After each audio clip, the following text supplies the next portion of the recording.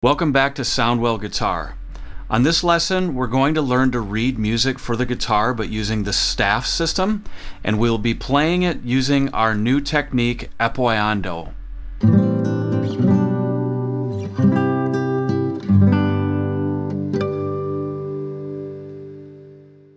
Okay, so like I said, we're going to be using the Apoyando technique to play the guitar. So I've got my classical guitar again today. It's good for finger picking. That was on the last lesson. If you haven't seen that one, check it out and you'll know what technique I'm talking about. Otherwise, if you're just here to learn how to read some basic notes for the guitar and learn how to count it, you could also use the flat picking technique. Doesn't really matter, but I'm going to incorporate the finger picking technique in this next series of note reading lessons. So we'll get started and talk about this whole concept of conveying music on paper. We've already done it in previous lessons where we did chord boxes that showed shapes of chords. Then we also did some rhythm notation on the paper that showed how to strum it and how to count it. Then we had a whole nother system that we did called tablature that just had a diagram of the strings on the guitar, and then we wrote numbers to show what frets to play the notes on. But now we're going to get into this staff system, which is universal. It has lines on it, so it kind of looks like a guitar, but don't be mistaken, these lines do not represent the strings on the guitar. In fact, those lines and the spaces in the staff system represent pitch. We're going to start first, though, and talk about the shapes that we use to represent the notes themselves. Now, like I said, the lines and spaces are what represent pitch, but then we put symbols on those lines and spaces to show what pitch we're going to use, but the variety of symbols tells us another way to play it. Those symbols actually tell us how to play these notes. So the symbols themselves don't convey pitch. What they convey is value. They're known as note values, and it's an interesting word to use, and it actually kind of makes sense, because we're talking about the value of a note, and a value of a note is determined, or defined rather, on how long it rings out for. So we could say that note had a short value, and that one had a longer value than the previous one. And so they're defined, again, by their value or the length that they ring out for. So we're going to start first by learning how to identify some of the most basic ones. And we're going to start out first by the whole note. Now the whole note, that one rings out for a long time. Now you might want to know, how do we know how long each time is for each of these notes? How do we know that it's ringing out for the correct amount of time? Well, we measure the time by giving ourselves a pulse. Now, there's been inventions that do this. Like, I've even got one right over here. Here, check this thing out. It's a metronome, antique style. And what it does that. It just makes a clicking sound. Now, you don't have to have one of these to count music. You can just count it yourself if you want. There's a lot of different ways to do it. There's the foot tapping method. We did that before. Just tap your foot. Or some people like to count out loud. 1, 2, 3, 4. Anyway, so I hope I made it clear about how we measure time when playing music. We generally have just some kind of pulse. It's like a heartbeat or a clock. So back to the whole note. The whole note is supposed to get 4 beats. That's the value of the whole note. So 4 clicks on that wooden box, or 4 foot taps, 4 beeps on an app on your phone, or just count to 4. 1, 2, 3, 4. Now, how fast or slow it is, that's not what the whole note is telling you to do. I could do a whole note and do it really fast, and it's still the same thing. It'll get 4 beats. It's just faster. 1, 2, 3, 4. There was a whole note, but it was just in a faster tempo.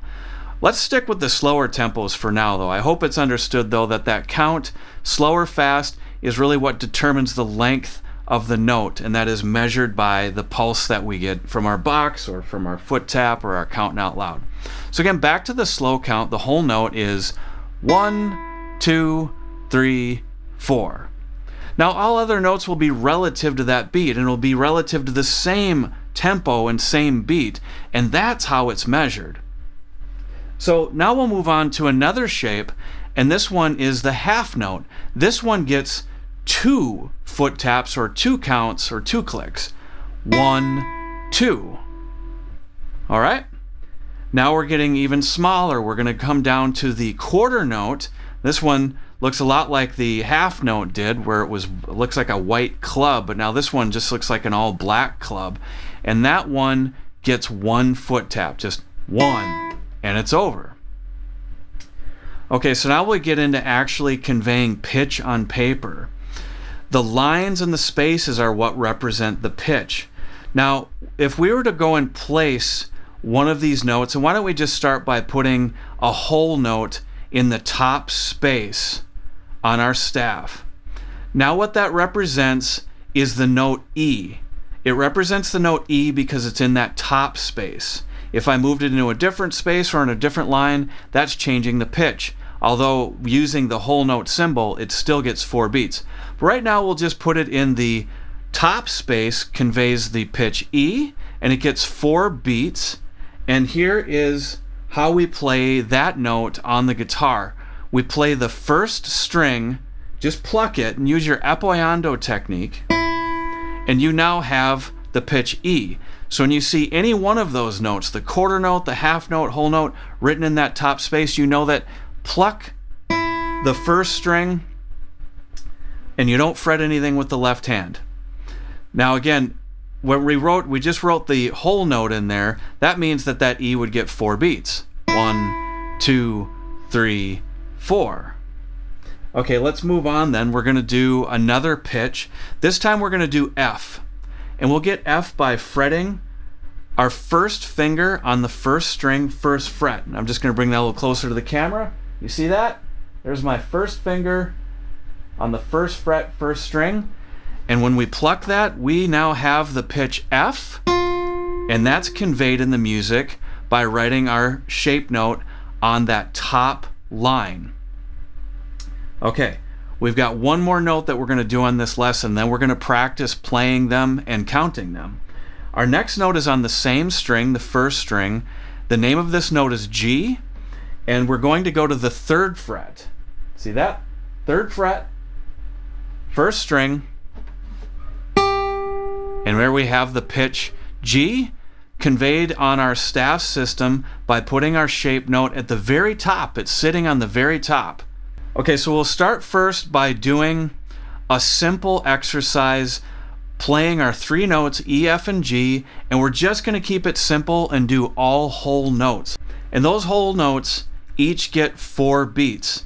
Now we've also set up this exercise to have the measures only containing 4 beats in each measure. So that whole note takes up the whole measure. And we're starting to kind of get an idea why we call these things what we do. Now we're going to do a whole note with the E, then we're going to go to the F, then we'll go to the G, and then we'll go back to the E. It's very simple, but it's really good to start out simple so that you can learn to just identify the way they look and count them. So here we go. I'm going to count to 4 first, and then I'm going to play our exercise. 1, 2, 3, 4. 1, 2, 3, 4. 1, 2, 3, 4. 1, 2, 3, 4. And 1, 2, 3, 4. Written above these notes, I have printed the letters I and M. And this actually relates back to our last lesson about the alternating of the index and middle. So when reading these notes, it's still a good idea to alternate to keep the note fresh. So I did E with the I, 2, 3, 4. I went to the F with the M, 2, 3, 4, to the G with the I, 2, 3, 4, and back to the E with the M, 2, 3, 4. And then you know the tune is done by the double bar line at the end. The lines that separate the measures are just bar lines, and they don't mean to stop. They just mean it's the end of the measure, and the next one comes right after as the count continues to go in groups of 4. In this case, because our tune is in 4/4. So in our next exercise, we're going to practice reading just half notes. We're going to start out by playing E, then F, G, and back to E again. But this time, because they're half notes, we can fit as many as 2 of them in each measure, because they only get 2 beats, and there's 4 beats in each measure. And it should sound like this. 1, 2, 3, 4. 1, 2, 3, 4. 1, 2, 3, 4. 1, 2, 3, 4. All right, now we're moving on to the quarter notes. We can fit as many as 4 quarter notes in this 4/4 exercise because the quarter notes only get 1 beat and there are 4 beats. I'm sure it should make sense. I don't mean to over-explain it, but I want to make sure these videos are clear. Conveying musical ideas on paper can be tricky enough. Then trying to explain how that's done in front of a camera can be even trickier. So here we go. Our exercise containing all quarter notes, not mixing it up at all, and just going in order again, starting with E in the first measure, F in the second measure, G in the third. Now our fourth measure, we'll do 2 Gs, and then beats 3 and 4 will be Es, and it would go like this. 1, 2, 3, 4. 1, 2, 3, 4. 1, 2, 3, 4. 1, 2, 3, 4. Double bar line means stop. Okay, I hope you're picking this up. We've got our notes E, F, and G, and we've got our shape notes that represent the amount of time they ring out for. We got our quarter note that gets 1 beat, our half note that gets 2, and our whole note gets 4. Okay, we're going to mix all that up now. I've got the exercise now on the screen, and I'm going to play it for you and count out loud in the 4/4 time signature. Starting out with our first measure's got half notes, second measure's got half notes, but then we switch it up to the whole notes and then the quarter notes. So it takes a little bit of practice to be able to read through it and get it all right, to get the pitch right and also count right. So be sure to practice these thoroughly before we move on to the next lesson, because we're going to be learning more notes on our next lesson. This is just the first of a whole series I'm going to be doing on reading notes and finger picking. Really, really good if you're interested in getting into doing classical guitar. So here we go, our exercise incorporating all the information that we learned on today's lesson. 1, 2, 3, 4. 2, 3, 4. 1, 2, 3, 4. 1, 2, 3, 4. 1, 2, 3, 4. 1, 2, 3, 4. 1, 2, 3, 4. 1, 2, 3, 4. 1, 2, 3, 4. 1, 2, 3, 4. 1, 2, 3, 4. And stopped. I hope today's lesson was helpful in getting you started in reading guitar music in the staff system. I think it's very beneficial to learn to read music this way, especially if you're doing classical guitar. A lot of other styles of music don't necessarily require it, but I think that any musician would want to understand this at least on a fundamental level. But stick around for future lessons as we're going to continue to expand on these ideas.